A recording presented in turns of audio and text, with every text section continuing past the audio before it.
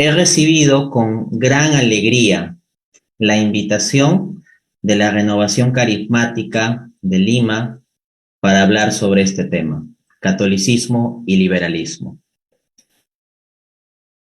Es maravilloso el énfasis que se pone en este movimiento en el Espíritu Santo. El Espíritu Santo, el gran desconocido, y que tanto requiere nuestro mundo, que se halla en tinieblas. Y cuando uno comienza a comprender sobre el Espíritu Santo, se encuentra una riqueza inigualable, múltiples dimensiones de la belleza de Dios. Así, respecto al Espíritu Santo, tenemos que es la fuente del amor derramado en nuestros corazones. Romanos 5:5. El Espíritu ha derramado la caridad sobre nuestros corazones. Pero no se trata de un amor meramente sensiblero como una emoción, sino que del Espíritu Santo también se nos dice que es el Espíritu de verdad. Juan 16:13. Y ese Espíritu de verdad, cuando habita en nosotros, nos llama a la defensa de la verdad. Ante un mundo que propaga el error y que vive en el error, y ante tendencias heréticas que lamentablemente surgen incluso dentro de la iglesia, entre católicos, el Espíritu Santo nos guía a afirmar con firmeza y con claridad la verdad. Esos relativismos de que no importa lo que creas, mientras al final todos nos amemos, no es el mensaje completo del Evangelio. El Evangelio es amor y verdad. Y el Espíritu Santo es el espíritu del amor, conforme a Romanos 5:5, y también el espíritu de la verdad, conforme a Juan 16:3. Y esa verdad nos lleva a enfrentarnos a las herejías como el liberalismo con claridad y con énfasis, conforme a 2 de Timoteo 1:7, donde el apóstol Pablo dice: porque no nos ha dado Dios espíritu de cobardía, sino de poder, de amor y de templanza. Entonces, no se nos da un espíritu de pusilanimidad para vivir acomplejados como católicos y no decir que somos católicos y dejar que el mundo político, económico y social lo configuren movimientos e ideologías no católicos e incluso anticatólicos. Nosotros no tenemos que tener ese espíritu de cobardía, sino que con la valentía y fuerza que suscita en nosotros el Espíritu Santo, tenemos que salir a dar respuesta a las tendencias heréticas. Dicho esto, la presente conferencia se va a encargar de prevenir a católicos sobre un grave mal que viene haciendo daño a la Iglesia y a los fieles: la herejía del liberalismo. El pensar que uno puede ser católico y liberal. A este respecto, he de mencionar, antes ya de entrar a la argumentación específica, que me ha llenado también de alegría cuando se me habló sobre el marco del evento. Cuando se me invitó, se me dijo: queremos hacer una muralla de oración en torno a esto. Me pareció absolutamente genial. Porque esa es la conciencia de la fuerza de la oración. A veces se piensa simplemente en términos de los medios humanos, del dinero del que disponemos, de la cantidad de miembros que hay un movimiento, de los cargos políticos que pueden ocupar los miembros de ese movimiento, o de la cantidad de empresarios que hay en ese movimiento, y todo lo terminamos calculando en ese esquema de cálculos humanos. Y nos olvidamos del factor sobrenatural. Como decía San José María Escrivá de Balaguer en su obra Camino, ciertamente cuando hagas cuentas, no te olvides de que 1 más 1 es 2. Pero al mismo tiempo, nunca olvides de que cuentas con un factor adicional: 1 más 1 más Dios. Entonces, con nuestros términos humanos tenemos 1 más 1, 2.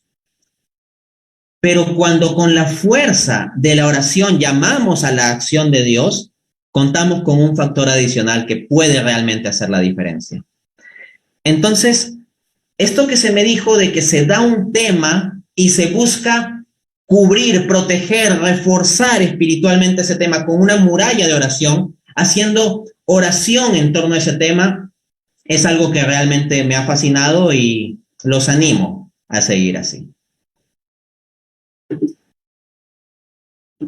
Para cerrar con esta introducción, hay otra cosa que me ha llamado mucho y de forma muy grata la atención cuando se realizó la oración previa, las oraciones previas.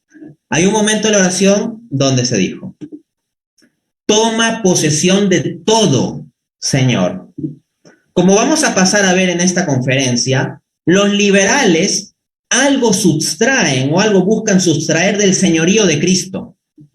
Dicen que Cristo reine en las almas individuales, pero no en la vida social, que no reine en la vida pública, que no pretenda influir en la economía o la política. La economía y la política tienen su propia dinámica natural, los libres mercados tienen un orden natural, el orden político se estructura simplemente con una democracia republicana y punto. Pero cuando aquí se dice que Cristo tome posesión de todo, es todo. Y se habló de tomar posesión de nuestra sociedad peruana, tomar posesión de la política y de los gobernantes. Entonces se trata del reinado social de Cristo. Cristo no debe quedar excluido del ámbito de la economía y la política, debe reinar allí también. Y al mundo, esta proclama le suena como escándalo. De profesión soy economista, tengo artículos académicos en economía, he participado de la reunión de premios Nobel de Economía, siendo seleccionado entre los mejores jóvenes investigadores del mundo, y con ello resulta un seguro más escándalo que venga a decir que Cristo esté presente en la economía. El mundo no quiere escuchar de esto, pero ya se nos dijo, según Timoteo 1:7, que no se nos ha dado espíritu de cobardía, sino de fortaleza, de amor y de templanza. Así que hay que proclamar las cosas claras, el reinado de Cristo en todo. Entremos pues a la cuestión, catolicismo y liberalismo. El liberalismo puede entenderse como una ideología o filosofía que da primacía y centralidad a la libertad del individuo, a la libertad individual. El nombre mismo lo delata, liberalismo. Lo central es la libertad. Hay distintas acepciones del término liberalismo. Se puede hablar de liberalismo filosófico, teológico, político, cultural y económico. En el caso del liberalismo filosófico, por ejemplo, se entiende que el libre examen del individuo, es decir, el que cada uno juzgue con su propia razón libremente como le dé la gana sobre las cuestiones del mundo, de Dios, de la religión y todo, esa es la regla. O sea, el libre juicio del individuo, una perspectiva racionalista, que reduce todo a la razón, no la razón de ser de las cosas, sino la razón individual subjetiva del hombre. El hombre se pone en el lugar que corresponde a Dios, se pone a sí mismo en la centralidad. En el caso del liberalismo teológico, es un cáncer que lo que sostiene es que el católico queda en libertad de aceptar los dogmas que quiera y rechazar los dogmas que le dé la gana, aun cuando el magisterio de la Iglesia los haya definido como vinculantes. Es decir, en el liberalismo teológico uno no se vincula a la regla infalible de fe que sería el magisterio, según palabra de Santo Tomás de Aquino. De este modo, un liberal teológico puede decir, bueno, sí, yo soy católico, pero no creo que María haya sido virgen. Bueno, sí, yo soy católico, pero no creo que Jesús sea Dios, sino que la divinidad de Cristo es algo que inventaron los cristianos después. O que diga, bueno, sí, yo soy católico, pero no creo que el matrimonio deba ser indisoluble hasta la muerte. Entonces, siempre que alguien te diga, bueno, yo soy católico, pero ese alguien no es católico. Porque cuando alguien dice ese tipo de frase, va a pasar a negar algo que pertenece al depósito de fe. Bueno, el liberalismo teológico es la herejía que nos dice que podemos elegir, como si se tratase de un supermercado, qué dogmas creemos y cuáles no. Luego está el liberalismo político. Por ejemplo, el liberalismo político, estructurado en términos de una democracia republicana, dirá que las cuestiones dependerán de la libre elección de los individuos en un marco democrático. Entonces, si el 51% de un país vota a favor del aborto, es decir, a favor del asesinato de un indefenso, se aprobará el aborto y tal será la regla que habrá que seguir. Eso sería el liberalismo en el campo político. En cuanto al campo cultural, lo que nosotros tenemos es que el liberalismo cultural, también asociado al liberalismo moral, estaría dado por lo que se conoce en gran parte como posmodernismo, posmodernidad e ideología de género. Que cada uno determina su propio género libremente y que todo es una construcción social y que uno puede ser lo que le dé la gana, es este tipo de liberalismo. Y finalmente, el liberalismo económico, de acuerdo con el cual basta el mero orden del libre mercado, las meras decisiones libres de los individuos en las transacciones económicas para organizar la economía. Y no se requiere regulación del Estado ni ningún tipo de intervención. Simplemente dejar a los seres humanos a su libertad. En este último liberalismo se va a centrar gran parte de la exposición. Pasemos pues a la cuestión. 7 grandes falacias de los pretendidos católicos liberales. Falacia número 1. El liberalismo es conforme al cristianismo porque ambos buscan la libertad. Para no caer en una falacia de hombre de paja, es decir, de distorsionar la postura del contrario, voy a leerle las palabras directas de los más relevantes teóricos liberales a lo largo de la conferencia. Comencemos pues con esta primera falacia. Carlos Rodríguez Brown y Juan Ramón Rayo, reputados liberales españoles, dicen lo siguiente en su libro El liberalismo no es pecado. Abro cita. Para el liberalismo, lo más importante es la libertad. Asimismo, Murray Rothbard, en su libro La ética de la libertad, dice, la total libertad es el más alto fin político. Cabe mencionar que este Murray Rothbard es idolatrado por múltiples pretendidos católicos liberales que siguen la escuela austríaca de economía. La escuela austríaca de economía es un enfoque de economía que propugna el liberalismo económico. Más adelante volveremos sobre eso. Entonces, vemos que los propios liberales están confesando la primacía y centralidad de la libertad. Pero esa no puede ser la proclama cristiana. El cristianismo ciertamente afirma el valor de la libertad, correcto, pero no lo pone en el lugar de centralidad y primacía tal que le dan los liberales. Por ejemplo, cuando Rodríguez Brown y Ramón Rayo dicen, para el liberalismo lo más importante es la libertad, ok, si yo tuviera que formularlo, desde mi compromiso, lo que yo diría es, para mí lo más importante es Dios, punto. No mi libertad individual, lo más importante es Dios. Y nuestra libertad individual ha de estar sujeta a Dios. Esa es la actitud que nos mostró el mayor ejemplo de vivencia cristiana que tenemos fuera de Cristo mismo, que es Dios hecho hombre, la Virgen María. He aquí la esclava del Señor, hágase en mí según tu palabra. María no dijo, para mí lo más importante es la libertad, mi libertad individual, no. María dijo, mi libertad, Señor, te la entrego para que hagas lo que tú quieras. He aquí la esclava del Señor. Ese es el sentido de sus palabras. Y ese es el sentido cristiano de vivir. El valor fundamental para el cristianismo no es la libertad. El valor fundamental para el cristianismo es el amor. En cambio, para los liberales, el valor fundamental es la libertad. Tal vez alguno dirá, oye Dante, pero ¿acaso no se da que el amor es un acto libre? Y sí, ciertamente el amor es un acto libre, pero ¿saben qué? El pecado también es un acto libre. Así que no basta la mera libertad para tener sin más la ética cristiana, porque el pecado es acto libre, conforme a Hebreos 10:26, donde dice, porque si pecaremos voluntariamente después de haber recibido el conocimiento de la verdad, ya no queda más sacrificio por los pecados. Entonces, se está hablando del pecado en términos de la voluntad, que surge voluntariamente, libremente.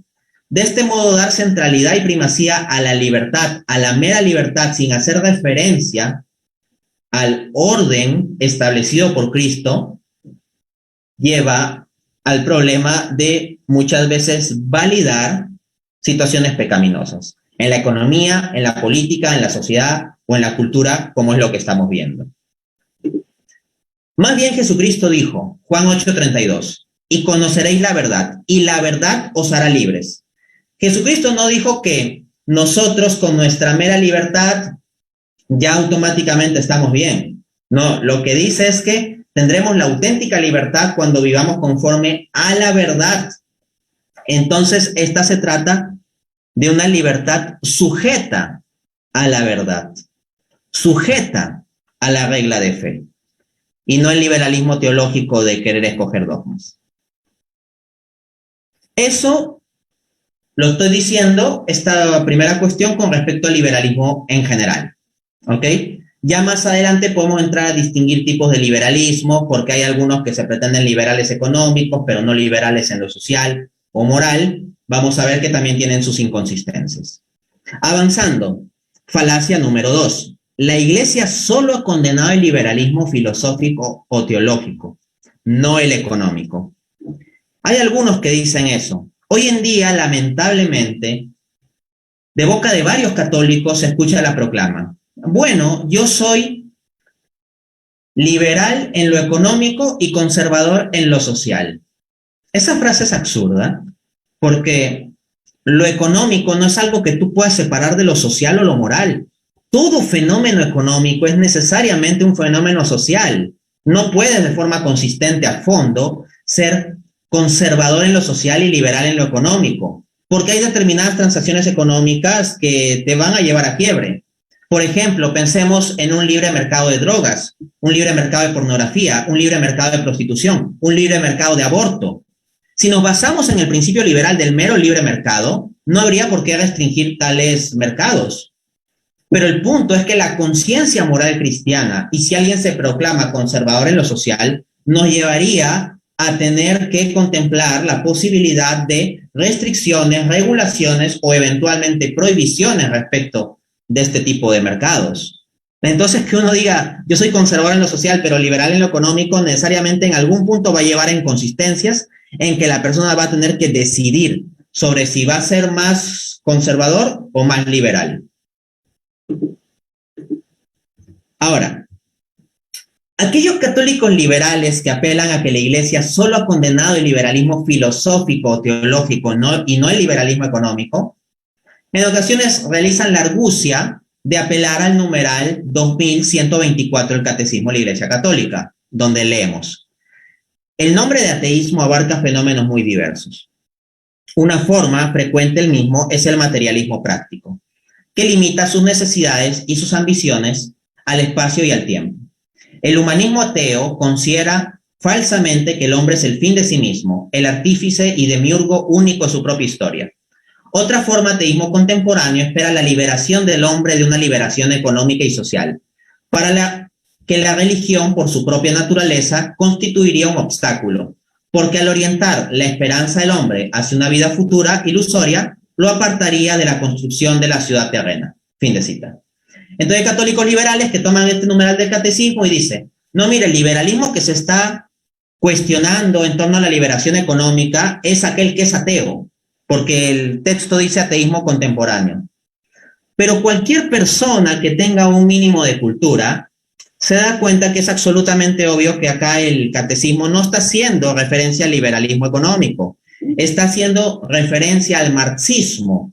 ¿Por qué? Porque Marx decía en su prefacio a la crítica a la filosofía del derecho de Hegel de 1843, que la religión es el opio del pueblo, que te hace olvidarte de este mundo terreno y pensar en un ilusorio mundo futuro. Entonces, esa acusación de que la religión es el opio del pueblo es lo que el catecismo está condenando aquí. Por lo tanto, cuando se habla de ateísmo contemporáneo y de liberación económica, lo que se está condenando es la propuesta marxista. De acuerdo a los marxistas, con la revolución violenta en que la clase obrera tomaría posesión de los medios de producción, Los obreros y eventualmente la población en conjunto serían económicamente liberados del yugo capitalista. Entonces este numeral del catecismo no está aprobando ni condenando el liberalismo, simplemente no se está ocupando del liberalismo económico, de lo que se está ocupando es del marxismo. Por lo tanto, querer hacer decir ese numeral lo que no dice no sirve. ¿Por qué? Que la Iglesia condene el marxismo no significa que apruebe el liberalismo. ¿Ah? De hecho, Juan Pablo II, en la encíclica Solicitudo Rei Socialis, numeral 21, dice: la doctrina social de la Iglesia asume una actitud crítica tanto ante el capitalismo liberal como ante el colectivismo marxista.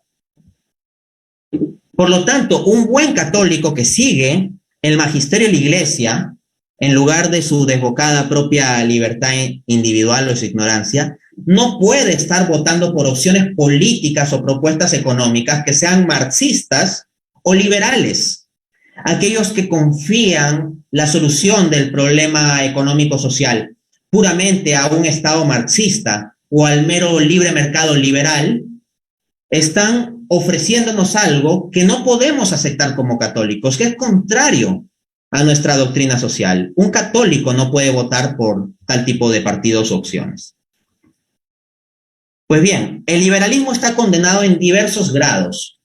En la encíclica Libertas Praestantissimum de 1888, el gran Papa León XIII, en el numeral 12, condena, por ejemplo, el liberalismo de primer grado, con las siguientes palabras: el naturalismo o racionalismo en la filosofía coincide con el liberalismo en la moral y en la política, pues los seguidores del liberalismo aplican a la moral y a la práctica de la vida los mismos principios que establecen los defensores del naturalismo.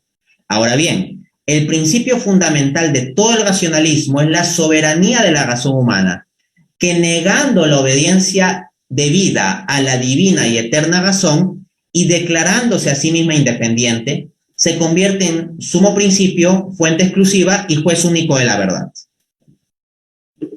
Esto pues puede sonar un poco complejo. El Papa en su encíclica utiliza términos técnicos de la filosofía, pero les quiero transmitir la idea fundamental.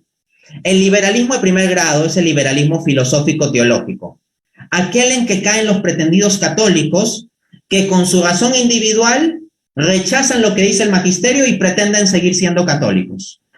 Ustedes habrán escuchado de ese nefasto movimiento que se llama a sí mismo Católicas por el Derecho a Decidir, que son unas católicas pro aborto. Bueno, hablar de católicas pro aborto es como hablar de un círculo cuadrado. O sea, eso no puede ser, esas simplemente no son católicas. Que se llamen católicas no niega el hecho de que, al negar ellas un punto de moral católica definida por el magisterio, esto es, la no licitud moral del aborto, el carácter inmoral del aborto, al negar ellas eso, se están poniendo fuera del marco de lo que significa ser católicos. Así que este liberalismo filosófico-teológico que está condenando León XIII excluiría pues a movimientos como este, católicas por el derecho a decidir. Pero también está condenado el liberalismo incluso a un tercer grado. Y aquí quiero que prestemos atención a las palabras del Papa. Yo voy a leer los textos magisteriales tal cual y luego voy a procurar dar una explicación sencilla de los mismos. Dice en el numeral 14 del citado documento: hay otros liberales algo más moderados. Estos liberales afirman que efectivamente las leyes divinas deben regular la vida y la conducta de los particulares, pero no la vida y la conducta del Estado. Es lícito en la vida política apartarse de los preceptos de Dios y legislar sin tenerlos en cuenta para nada, según ellos, ¿no? Según ellos. Continúo con la cita.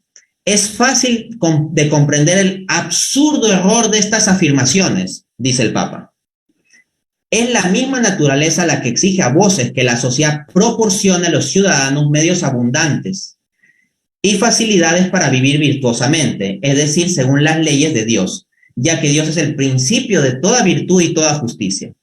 Por eso es absolutamente contrario a la naturaleza que pueda lícitamente el Estado despreocuparse de esas leyes divinas o establecer una legislación positiva que las contradiga. Pero además los gobernantes tienen, respecto a la sociedad, la obligación estricta de procurarle, por medio de una prudente acción legislativa, no solo la prosperidad y los bienes exteriores, sino también y principalmente los bienes del espíritu. Entonces, miren cómo no se dice, dejen todo al libre mercado y que cada uno, como resultado del mero libre mercado, vea si es rico o pobre y si tiene para comer o no tiene para comer. No, lo que dice acá León XIII es que es obligación de los gobernantes procurar las condiciones para que las personas puedan contar con los bienes exteriores, es decir, con lo mínimo para vivir dignamente. Y esto no es meramente dejarlo al libre mercado, porque de hecho León XIII habla de una prudente acción legislativa, lo cual implica que los gobernantes eventualmente en línea con estos principios, si hay cierta porción de la sociedad a la cual el libre mercado no está dando lugar a que se le atiendan sus necesidades para vivir dignamente, pues bien, se aplique algún tipo de legislación o regulación para que sí se pueda proveer bienes exteriores para ellos. Pero también se habla de la necesidad de dar condiciones para los bienes del espíritu. Pues bien, por ejemplo, en nuestra sociedad y en el mundo occidental en general, tenemos una proliferación enorme de publicidad, de contaminación publicitaria por todas partes. La publicidad en la carretera, en el celular. Basta que esté en el celular para que ya esté omnipresente prácticamente, todo el tiempo publicidad. Y gran parte de esa publicidad es semipornográfica. Y múltiple esa publicidad la reciben a través de televisión, por ejemplo, de señal abierta, niños. Y yo no veo que se esté estableciendo una acción legislativa para procurar mejores condiciones en las cuales puedan crecer los niños y adolescentes. Hace unas décadas uno tenía que esforzarse para encontrar material pornográfico. Hoy en día el material pornográfico es como que lo buscara uno. O sea, un niño, una niña de 11 años con un teléfono móvil que puede entrar, por ejemplo, a redes sociales, simplemente Facebook, YouTube, etcétera, ya tiene material sensible que le puede estar surgiendo. Y no se ve que se esté actuando suficientemente con esto. Bueno, pero vamos a ver qué nos dicen los liberales. Ludwig von Mises, economista liberal austriaco, escribe en su obra La acción humana. Los liberales nada tienen que oponer a las creencias religiosas en tanto y en cuanto éstas no interfieran en los asuntos sociales, políticos y económicos. Entonces, esa idea de que la ley divina no tiene por qué influir en la vida económica, social y política es lo que el Papa León XIII acaba de condenar en el texto que les leí. Ese es el liberalismo de tercer grado que dice, bueno, la ley divina tal vez puede existir, pero que no se venga a meter en la política y en la economía. No, Cristo es Señor de todo. ¿Ok? Y nosotros debemos ser católicos, por tanto, no meramente en nuestra vida privada, sino en nuestra vida pública. Cristo debe hacerse presente en los asuntos sociales, políticos y económicos. Aun cuando los progres y los liberales griten interferencia. Claro, si alguien se quiere meter en establecer alguna regulación por alguna inspiración moral, ahí los liberales salen, no, eso es intervencionismo, eso es interferencia. Bueno, yo me debo a Cristo, no a los discursos de los liberales. Miren lo que enseña el Catecismo de la Iglesia Católica en el numeral 2426. La actividad económica dirigida según sus propios métodos debe moverse, no obstante, dentro de los límites del orden moral, según la justicia social. Entonces, acá lo que tenemos es que la propia Iglesia no dice, bueno, basta un mero orden espontáneo de libre mercado para que la cosa funcione. No, hay que procurar que se esté respetando en el campo económico los límites del orden moral y la justicia social. Y esto implica también que en ocasiones haya que establecer ciertas regulaciones, ciertos mecanismos para ayudar a las personas en situación desfavorable. El mismo Catecismo en el numeral 2433 dice, la sociedad debe ayudar a los ciudadanos a procurarse un trabajo y un empleo. Nótese que no dice que la sociedad si quiere no dice que los individuos si quieren por su iniciativa caritativa libre pueden ayudar a los pobres. No. Lo que dice el Catecismo es la sociedad en conjunto, incluido el Estado, debe, así que hay una obligación, ayudar a los ciudadanos a procurarse un trabajo y un empleo. No basta la mera confianza en el libre mercado. Falacia número 3. Dicen, los papas solo son infalibles en fe y moral, no en economía. Entonces, claro, cuando yo hablo de la condena al liberalismo económico, salen con eso. ¿no? Porque le cito textos de Juan Pablo II, de León XIII, y los católicos liberales dicen, ya, pero los papas no son infalibles en economía. Entendamos lo siguiente, el dogma de infalibilidad papal establece que el papa es infalible cuando de forma ex cátedra, oficial, definitiva, establece cuestiones de fe y moral, ¿ok? Ahora bien, de otro lado, lo que nosotros tenemos fuera de ese magisterio extraordinario es el magisterio ordinario de la Iglesia, donde la Iglesia realiza su ejercicio docente, donde el Papa enseña. Magisterio tiene que ver con enseñar, con magistro, maestro. Entonces, acá en el magisterio ordinario de la Iglesia hay lo que se conoce como la doctrina social de la Iglesia.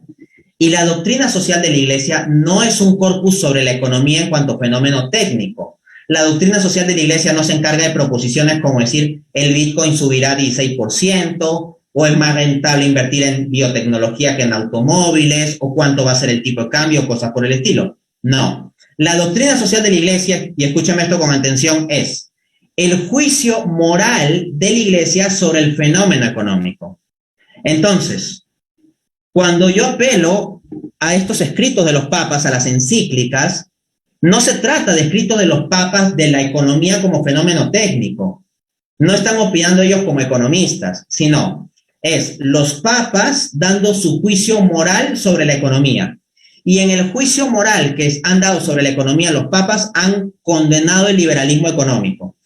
Y como los papas tienen la asistencia del Espíritu Santo en los juicios morales que dan, ya está. ¿Acaso alguien dice, por ejemplo, que si el papa condena el aborto como inmoral, no puede hacerlo porque el aborto es un asunto médico? No, nadie dice eso.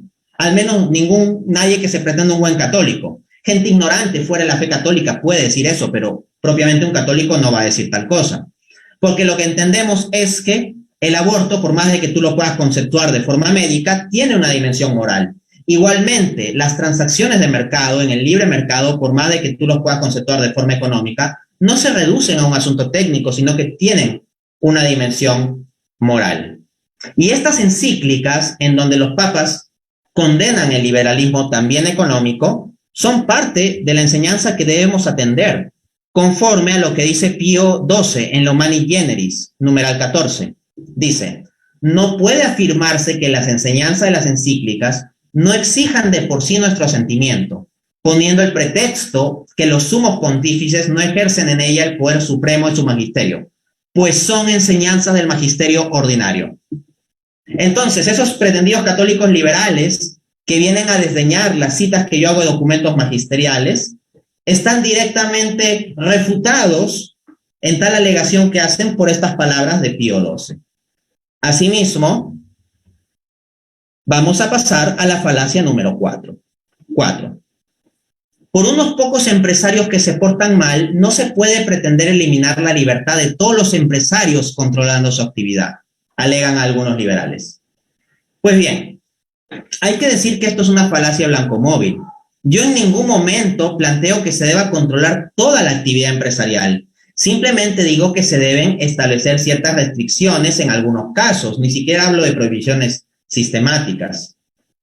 Y quiero que atiendan a esta analogía. Imagínense a alguien que diga, por un 1 o 10% de alumnos que plagian, no te vas a poner a cuidar el examen de todos. Es una tontería, ¿no? Yo soy docente universitario.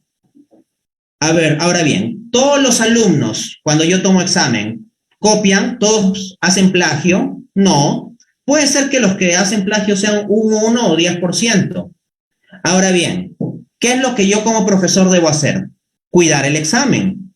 Y cuidar el examen significa que si eventualmente veo una actitud rara o alguien que plagia, puedo entrar y sancionar. Tengo que estar vigilante sobre cómo se desarrolla el examen. Incluso si un 10% alumno se puede portar mal, tengo que vigilar a todos.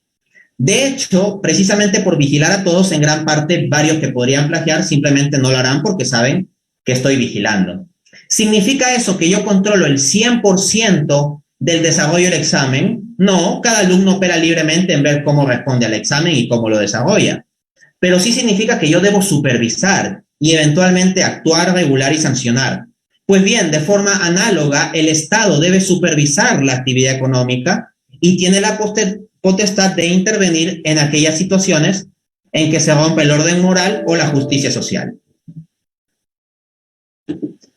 Tal vez alguno replicará, bueno, pero es que los empresarios malos simplemente serían unas pocas manzanas podridas, serían una excepción, no la regla. Confiar en tal bondad intrínseca de los empresarios y del libre mercado es una ingenuidad. A los liberales les gusta apuntar que los políticos son corruptos y ciertamente los políticos suelen ser bastante corruptos por regla general, pero los empresarios no son automáticamente angelitos. Todos los seres humanos, políticos, empresarios y consumidores, estamos sujetos a lo que nos informa la Escritura. Todos se desviaron, a una se han corrompido, no hay quien haga lo bueno, ni siquiera uno. Salmos 14:3. Engañoso y perverso es el corazón, más que todas las cosas. ¿Quién lo entenderá? Jeremías 17:9. Entonces, examinémonos a nosotros mismos. Siempre le atribuimos la maldad a los otros. Decimos que son malos los empresarios o los políticos y no atribuimos la maldad a nosotros mismos. Pero resulta que en nuestra propia acción económica cometemos muchas injusticias. ¿Cuántos de nosotros regateamos mucho el precio a la verdulera del mercado? Y simplemente nos preocupa obtener lo más barato sin preguntarnos que hay ciertas cosas que son baratas porque se fabricaron en condiciones de explotación laboral o con graves daños al medio ambiente. O, por ejemplo, al pedir un taxi. Siempre estamos muy dados a regatearle sistemáticamente al taxista. Pocas veces nos ponemos a pensar que él también tiene familia, que su trabajo es difícil, que debe estar cansado, que si lo llamamos por medio de alguna aplicación como Bit o Uber, puede estar pagando una comisión y le queda muy poco para él. Y hacemos el esfuerzo de regatear y regatear y regatear. Hacemos a otros lo que no nos gustaría que nos hicieran a nosotros. Debemos examinar también los pecados que cometemos en las transacciones económicas. Sin embargo, esto no importa a la lógica de los liberales. Para ellos el libre mercado basta con la libertad egoísta de cada uno. Ludwig von Mises en La acción humana dice, el obsesivo afán del empresario por cosechar ganancia es la fuerza que impulsa la economía de mercado. Sin embargo, esto es peligroso. Dejar la economía a la mera codicia empresarial es peligroso conforme a 1 Timoteo 6 del 9 al 10. Los que quieren enriquecerse caen en tentación y en muchas codicias necias y dañinas, porque el amor al dinero es la raíz de todos los males. Asimismo, el propio Jesús ya anunciaba en Lucas 16:8 que los hijos del mundo son en su generación más sagaces que los hijos de la luz. Entonces, si tú dejas la economía al mero libre mercado desregulado, esos hijos del mundo, de las tinieblas, que son más sagaces que los hijos de la luz, van a terminar dominando en el orden. Y de este modo, no solo en el orden político, sino también en el orden económico, tendremos el reino del enemigo de Dios, del demonio. Falacia número 5. Es absurdo asociar a la serpiente de la bandera liberal con aquella que pisa a la Virgen María, pues la serpiente liberal tiene una actitud defensiva. Les pongo el contexto de esta cuestión. Si ustedes comienzan a ver a los que apoyan el liberalismo, esto se está dando, por ejemplo, en Argentina en esta época de elecciones, varios de ellos muestran como ícono la bandera libertaria, que es una bandera amarilla con una serpiente, con una actitud particular. Está la serpiente echada hacia atrás con la boca abierta, mostrando los colmillos. Y abajo dice, "Don't tread on me". Lo que a mí me parece muy problemático es que múltiples católicos que van a misa, católicos que en teoría están comprometidos con la fe, exponen tal tipo de símbolo. Habiendo tantas opciones de símbolo que uno podría poner una imagen del Sagrado Corazón de Jesús, de la Virgen María, de Cristo Rey, etcétera, que elijan en concreto esa identificación para la acción política, deja mucho que desear de parte de cristianos. Yo puedo entender que gente no cristiana caiga en eso, pero que cristianos estén eligiendo tal tipo de símbolo me parece problemático. Entonces, en mi debate contra el liberal Gabriel Zanotti, yo hice un contraste iconográfico. Dije que ese es el símbolo que comúnmente se ve entre los liberales o libertarios o paleolibertarios. Distintos nombres se dan, pero bien que varios de ellos en general utilizan tal tipo de imagen o aprueban tal tipo de imagen. Y yo le dije que un contraste con esa imagen es la Virgen María, cargando al niño y pisando a la serpiente. Y algunos, de forma simplona, han pretendido replicar a esto como si yo estuviera diciendo que la serpiente que pisa a la Virgen María es exactamente de forma consciente la misma serpiente de la bandera. No, yo no he dicho exactamente que se tomó la misma iconografía para relacionarlas en la construcción de la bandera o del icono sobre la Virgen María. No, lo que yo estoy haciendo es un contraste, una analogía, una comparación iconográfica. Yo no soy ignorante, sé que esa bandera amarilla con la serpiente es la serpiente de Gadsden y que se da en un contexto de la independencia norteamericana. Entonces, yo no estoy diciendo una tontería del tipo, los liberales conscientemente han tomado la serpiente luciferina que pisa la Virgen y a propósito la han puesto en su bandera. Yo no digo eso. Sin embargo, lo que yo sí digo, lo que estoy haciendo es un paralelo iconográfico considerando las implicancias del liberalismo, conforme a las palabras del propio liberal Gabriel Zanotti que cité en el debate. Gabriel Zanotti dice, abro cita, para un ser humano la libertad es decir non serviam, no serviré. Dios, fuera de acá, no te quiero servir. El gran grito de Satanás fue, no serviré. Así razona un ser humano desde el pecado original. Pensamos que la libertad consiste en rebelarse.